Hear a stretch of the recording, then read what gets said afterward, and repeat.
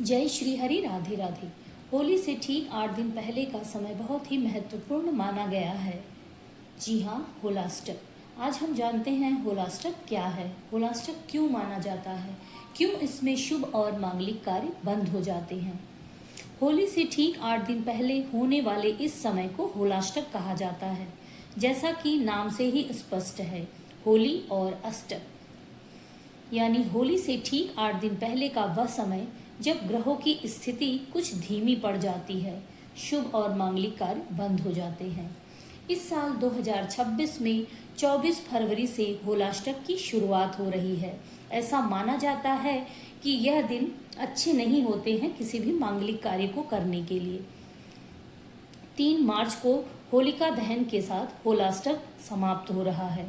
होलाष्टक में शुभ और मांगलिक कार्य पूरी तरह से वर्जित माने जाते हैं, जैसे कि मुंडन, शादी, गृह प्रवेश, कोई भी नए व्यवसाय की शुरुआत जैसे शुभ कार्य बंद हो जाते हैं। मांगलिक कार्य पूरी तरह से वर्जित माने जाते हैं।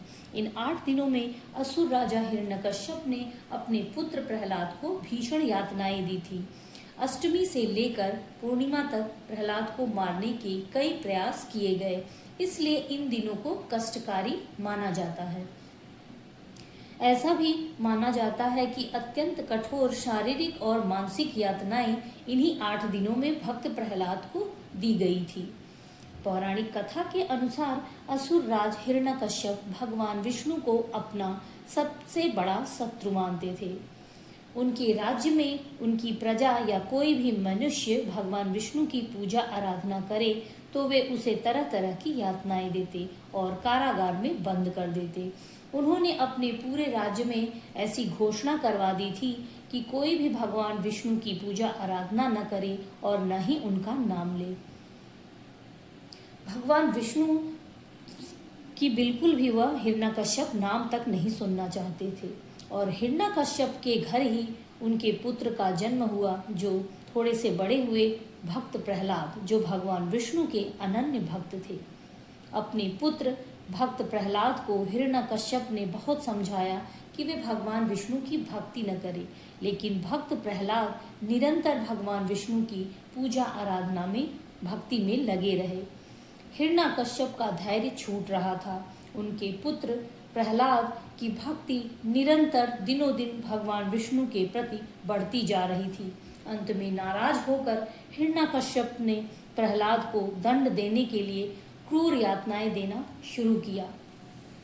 उन्होंने प्रहलाद को ऊंचे पहाड़ से नीचे फेंकवा दिया, लेकिन भगवान विष्णु की कृपा से वे बच गए। जहरीले सांपों की कोठरी में बंद किया, हाथियों के पैर तले कुचलने का प्रयास किया, उबलते तेल के कढ़ाई में डाल दिया, विष पिलाने की कोशिश की, लेकिन भगवान विष्णु की कृपा से भक्त प्रहलाद हर बार बच गए। यातना देने का यह क्रम 8 दिनों तक चलता रहा। हिरण्यकश्यप हार कर 9वें दिन अपनी बहन होलिका की गोद में प्रहलाद को बैठा दिया, जिंदा जलाने की चेष्टा की। होलिका, जो हिरण्यकश्यप की बहन थी, उसे वरदान था कि उसे अग्नि नहीं जला सकती। आखिर वह दिन भी आ गया जब होलिका अपने भतीजे प्रहलाद को लेकर अग्नि में बैठ गई। कुछ देर बाद ही होलिका जलकर भस्म हो गई, लेकिन प्रहलाद को भगवान विष्णु की कृपा से कुछ भी नहीं हुआ। इन 8 दिनों में हिरण्यकश्यप ने प्रहलाद को जो भयंकर यातनाएं दी, उन्हीं की दुखद स्मृति को याद कर इन 8 दिनों को होलाष्टक के रूप में माना जाता है। माना जाता है कि इन 8 दिनों में प्रहलाद को दी गई यातनाओं के कारण वातावरण में नकारात्मक ऊर्जा और शोक व्याप्त हो गई। ऐसा यह भी माना जाता है कि होलाष्टक के दौरान सूर्य, चंद्रमा, मंगल, बुध, गुरु, शुक्र, शनि, राहु जैसे ग्रह अपने उग्र स्वभाव में होते हैं, जिससे शुभ कार्यों का फल प्राप्त नहीं होता। यही कारण है कि इन 8 दिनों में विवाह, मुंडन, गृह प्रवेश जैसे शुभ मांगलिक कार्य वर्जित माने जाते हैं।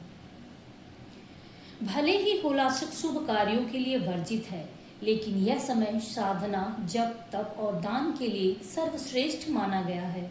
इस दौरान भगवान विष्णु की विशेष पूजा आराधना करने से अक्षय पुण्य फलों की प्राप्ति होती है।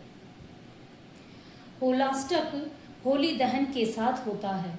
होलाष्टक का समापन होली दहन के साथ होता है, जो बुराई पर अच्छाई की जीत, प्रहलाद की भक्ति की विजय का उत्सव है, जो सत्य की जीत, धर्म की जीत है।